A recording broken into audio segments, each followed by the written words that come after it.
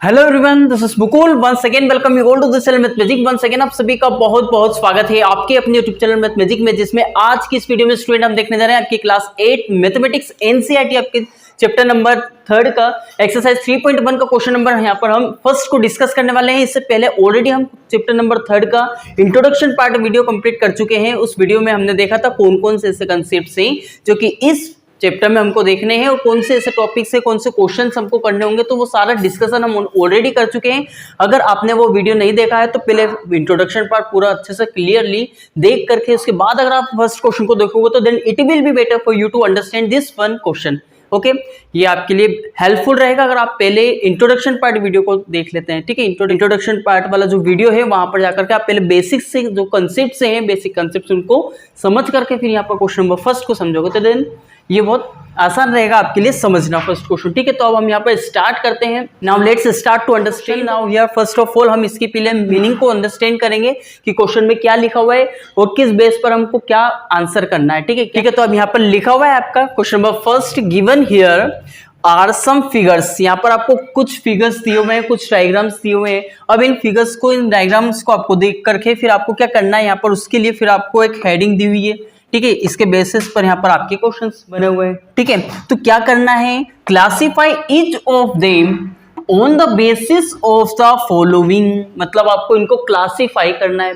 अब क्लासिफाई किस बेस पर करना है, क्लासिफाई का मतलब यू नो वेरी वेल है ना, क्या होता है क्लासिफाई का मतलब, जैसे ये किस कैटेगरी में आ रहा है, ये शेप किस कैटेगरी में आ रहा है और किस बेसिस पे बताना है हमको, यहाँ पर आपको दिए हुए हैं। अब इन्हीं को क्वेश्चन मानो आप, ये क्वेश्चन है आपका, मतलब फर्स्ट क्वेश्चन, इस बेस पर आपको यहाँ पर इन शेप्स को क्लासिफाई करना है।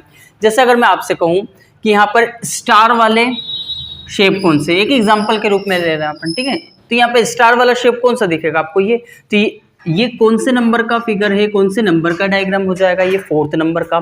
तो इस तरीके से हम यहाँ पर बता सकते हैं, कह सकते हैं कि स्टार वाला जो फिगर है वो हमारा 4th नंबर वाला है। ठीक है, आता है इतना समझ में। इसी तरीके से यहाँ पर हमको क्लासिफाई करना है, लेकिन ये एक एग्जाम्पल के वे में लिया हमने। बाकी यहाँ पर हमने जो टाइप्स पढ़े हैं इंट्रोडक्शन में, उनके बेसिस पर ही हमको इन सारे फिगर्स को यहाँ पर हमको क्लासिफाई करना है। ठीक है, तो यहाँ पर अब हम समझते हैं पहला क्वेश्चन, पहला टाइप जिसमें यहाँ पे सिंपल कर्व लिखा हुआ है। मतलब हमको इन सारे फिगर्स में से हमको देखना है कि कौन सा ऐसा फिगर है, कौन सा ऐसा डायग्राम है जो कि सिंपल कर्व है। अब सिंपल कर्व को फाइंड आउट करने के लिए पहले तो पता होना चाहिए सिंपल कर्व क्या होते हैं। तो पता है सिंपल कर्व आपको, यहाँ पर जैसे जब भी हम कोई सा शेप बनाते हैं, इस तरीके से बना दिया, ये कैसे बना दिया, इस तरीके से बना दिया। ठीक है, तो ये हमारे सारे सब कर्व होते हैं। लेकिन अब यहाँ पर कर्व की एक कंडीशन होती है। ठीक है, जब कोई सा भी शेप बनाते हैं, ठीक है, सपोज ये ट्रायंगल शेप बनाया। अब इस ट्रायंगल शेप में क्या करना है, यहाँ पर हमको अगर ये शेप बनाया हमने, तो यहाँ पर जो हमारी पेंसिल पेन जिससे भी हम यहाँ पर शेप बना रहे हैं वो हमारा उठना नहीं चाहिए, एक बार में ही पूरा शेप बन जाना चाहिए।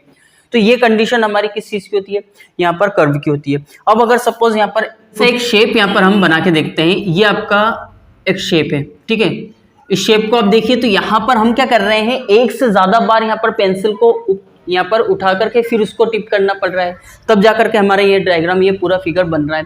तो यहाँ पर ऐसी कंडीशन पर क्या होगा, वो हमारा सिंपल कर्व नहीं होगा। साथ में एक और सेकेंड कंडीशन उसकी ये है कि वहाँ जब हम शेप बनाते हैं तो ठीक है, तो इस तरीके से क्रॉस भी नहीं होना चाहिए। अगर क्रॉस हो गया तो वहां पर हमारा जो कंडीशन है वो अप्लाई नहीं होगी, मतलब ये हमारा सिंपल कर्व नहीं होगा, ये हमारा कॉम्प्लेक्स हो जाएगा। आता है इतना समझ में। तो क्रॉस नहीं होना चाहिए, साथ में हमारा एक ही बार में यहाँ पर हमारा पूरा शेप बन जाना चाहिए बिना पेन उठाए, whatever you are using। Okay, तो अब यहाँ पर हमारा इस तरीके से डेफिनेशन होगी सिंपल कर्व की। तो यहाँ पर जब आप देखोगे तो फर्स्ट नंबर का जो फिगर है वो हमारा सिंपल कर्व होगा या नहीं होगा, यहाँ पर हमारा सिंपल कर्व हो जाएगा। क्यों, क्योंकि हम इसको एक ही बार में पूरे शेप को कंप्लीट बना सकते हैं। साथ में यहाँ पर कोई सी ऐसी लाइंस भी नहीं है जो आपस में क्रॉस हो रही हो। ठीक है, तो इस तरीके से यहाँ पर हमारा सिंपल कर्व में आपका फिगर नंबर फर्स्ट आ जाएगा। ठीक है, अब सेकंड को देखेंगे तो सेकंड भी आ सकता है, क्योंकि यहाँ पर 4 लाइंस आपको दी हुई है। उन 4 लाइंस को हम क्या बिना पेन उठाए नहीं लिख सकते क्या, नहीं बना सकते क्या, यहाँ पर इजीली बना सकते हैं। ठीक है, तो ये हमारा सेकंड नंबर का फिगर भी क्या हो जाएगा, सिंपल कर्व। थर्ड की का अगर हम बात करें तो यहाँ हमारे लिए प्रॉब्लम वाली बात हो सकती है, क्योंकि हमने ऐसे बनाया ये शेप, फिर तो पेन उठाना ही होगा, मतलब यहाँ पर हमें डबल बार उठाना पड़ रहा है। तो ये एक थोड़ा सा जानने की ट्रिक है कि हाँ हम यहाँ पर सिंपल कर्व है या सिंपल कर्व नहीं है, ठीक है। तो ये हमारा सिंपल कर्व नहीं होगा। सेकेंड के बाद, थर्ड के बाद अब हम पूछते हैं फोर्थ नंबर। तो फोर्थ नंबर वाले पे तो बिल्कुल हम यहाँ पर बिना पेन उठाए बना सकते हैं स्टार। सर ये लो बना दिया और ये हमारा सिंपल कर्व हो जाएगा। बेटा ये गलत है, ये गलत है। यहाँ पर क्यों गलत है? क्योंकि यहाँ क्रॉस हो रहा है। मैंने अभी बताया थोड़ी देर पहले कि हमारा जो शेप है उसमें लाइंस क्रॉस नहीं होना चाहिए, यहाँ पर क्रॉस हो रही है। सेकेंड के बाद, थर्ड के बाद, अब फोर्थ के बाद, अब फिफ्थ। यहाँ पर फिफ्थ नंबर पे आपको जो शेप है वो उसको हम बना सकते हैं बिल्कुल इस तरीके से। लेकिन यहाँ पर भी ऐसी कोई सी लाइन्स हमको दिख नहीं रही है जो यहाँ पर क्रॉस हो रही हो। यहाँ हमारा फिफ्थ नंबर का जो शेप है, फिफ्थ नंबर का जो फिगर है वो भी हमारा सिंपल कर्व हो जाएगा।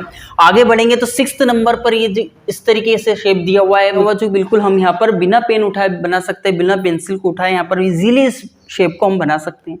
इस तरीके से ये हमारा भी कौन सा हो जाएगा? सिक्स्थ नंबर का सिंपल कर्व हो जाएगा। नेक्स्ट अगर हम बात करें सेवंथ नंबर की, सेवंथ भी हमारा सिंपल कर्व हो जाएगा। एट्थ की अगर हम बात करें तो यहाँ पर क्या हो रहा है, आपको लग तो रहा होगा सर हम तो ऐसे करके ऐसे बना देंगे, नहीं बेटा। लेकिन यहाँ पर आपका कौन सा हो जाएगा? इस तरीके से हम 3 बार पेंसिल को उठा रहे हैं तो ये हमारा कौन सा हो जाएगा? कॉम्प्लेक्स कर्व, सिंपल कर्व ना होते हुए, ठीक है। अब हम बढ़ते हैं नेक्स्ट, सिंपल क्लोज्ड कर्व। अब सिंपल क्लोज्ड कर्व क्या होता है? अब सिंपल क्लोज्ड कर्व क्या होता है? सिंपल क्लोज्ड कर्व का मतलब ये सिंपल कर्व के ही अंदर यहाँ पर एक और इसका टाइप है सिंपल कर्व। यू नो अभी हमने देखा 1 2 5 6 7 हमारे जितने भी ये फिगर्स हैं 1 2 3 5 6 7 ये हमारे सिंपल कर्व हैं। अब सिंपल कर्व के अंदर ही सिंपल क्लोज्ड कर्व आ जाएंगे, मतलब इन्हीं में से 1 2 में देखिए आप, क्योंकि ये तो हमारे सिंपल कर्व है ही नहीं, तो हमें देखना किस में से, सिर्फ 1 2 5 6 और 7 में से। तो इनमें आप देखिए क्लोज्ड कौन कौन से, क्या ये ओपन है? क्लोज है, तो फर्स्ट नंबर वाला आ जाएगा। सेकेंड वाला देखिए ओपन है क्या? नहीं है, ये भी क्लोज है। फिफ्थ नंबर वाला भी क्लोज है। बताइए सिक्स्थ नंबर ऐसा कोई सा कुछ यहाँ पर दिख रहा है जो आपको मतलब जहाँ से ओपन है? नहीं है। यहाँ पर सेवंथ वाला भी हो जाएगा हमारा। तो इस तरीके से हम देख सकते हैं सिंपल क्लोज्ड कर्व में आपके फर्स्ट, सेकेंड, फिफ्थ, सिक्स्थ और सेवंथ जो फिगर है, जो शेप हैं, जो डायग्राम्स हैं आपके यहाँ पर, वो सभी हमारे क्या हैं? सिंपल क्लोज्ड कर्व हो जाएंगे। अब पॉलीगॉन की अगर हम बात करें तो पॉलीगॉन कैसे शेप होते हैं? पॉलीगॉन्स का मतलब क्या होता है? पॉलीगॉन का मतलब होता है जब भी हम कोई सा शेप बनाते हैं तो उसमें सिर्फ और सिर्फ, हमने देखा था इंट्रोडक्शन पार्ट में, ओनली लाइन्स का यूज किया जाता है। लाइन्स यहाँ पर यूज हो रही है तो ये क्या हो जाएगा? पॉलीगॉन। यहाँ पर ये क्या हो जाएगा? पॉलीगॉन हो जाएगा। क्या ये पॉलीगॉन होगा? क्या ये पॉलीगॉन होगा? क्या नहीं होगा? ये पॉलीगॉन क्यों नहीं होगा? क्योंकि यहाँ लाइन से ही नहीं, ये पॉलीगॉन सर लाइन से इसका मतलब होना चाहिए, लेकिन नहीं। यहाँ पर ये जो कर्व है ना, तो ये कर्व आने की वजह से, लाइन्स में कर्व आने की वजह से हमारा ये कौन सा शेप हो जाएगा?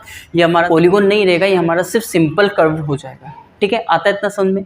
तो पॉलीगॉन की क्या डेफिनेशन, जहां पर सिर्फ और सिर्फ लाइंस का यूज किया जाता है, तो ये लाइंस का यूज करते हुए क्या बना है? पॉलीगॉन। तो ये हमारा फर्स्ट नंबर का जो शेप है, फिगर है, वो हो जाएगा हमारा क्या? पॉलीगॉन। सेकेंड नंबर का वो भी हो जाएगा क्योंकि यहाँ पर भी सिर्फ लाइंस का ही यूज किया हुआ है। थर्ड नंबर तो वैसे भी यहाँ पर हो ही नहीं सकता क्योंकि यहाँ तो लाइंस का यूज ही नहीं, यहाँ सारे लाइंस का यूज है, लेकिन यहाँ पर क्रॉस कर दिया, इसका मतलब ये सिंपल ही नहीं होगा, है ना। मतलब यहाँ पर पॉलीगॉन की कैटेगरी में नहीं आ सकता। अब फिफ्थ नंबर पर भी लाइंस का यूज नहीं, सिक्स्थ भी नहीं है, सेवंथ भी नहीं हो सकता। सेवंथ हो सकता था लेकिन यहाँ पर क्या है? कर्व आ गया, ठीक है। सेवंथ एट्थ भी नहीं होगा। तो यहाँ फर्स्ट और सेकंड मतलब ये दोनों ही हमारे क्या होंगे? पॉलीगॉन। अब पॉलीगॉन के अंदर ही यहाँ पर आपके दो कंसेप्ट और निकल करके आते हैं, दो टाइप बोल सकते हैं हम, कॉन्वेक्स पॉलीगॉन और कॉनकेव पॉलीगॉन। तो कॉन्वेक्स पॉलीगॉन कौन से होते हैं? कॉनकेव पॉलीगॉन कौन से होते हैं? तो यहाँ पर कॉनकेव पॉलीगॉन की अगर हम बात करें तो कुछ नहीं है, जैसे अगर एक शेप हम यहाँ पर ड्रॉ कर रहे हैं, इस शेप में अगर एक पॉइंट आपका अंदर की तरफ आ जाए और दो लाइंस कुछ इस तरीके से बन जाती है, या फिर एक और एग्जांपल ले लेते हैं, कुछ इस तरीके से ये अंदर आया एक पॉइंट और दो लाइंस अंदर आ चुकी, मतलब बेंड होते हुए। तो ऐसे शेप हमारे क्या होते हैं? मतलब इसको पता करने के लिए कॉनकेव है नहीं है, तो यहाँ पर हमारे जो दोनों पॉइंट हैं, इन दोनों का पॉइंट के अंदर अगर कोई सा शेप, मतलब इस तरीके से यहाँ दो लाइंस क्रॉस होती, दो लाइंस अंदर आती हुई ऐसे बनता है शेप, तो ये हमारा कॉनकेव पॉलीगॉन हो जाता है। आता समझ में?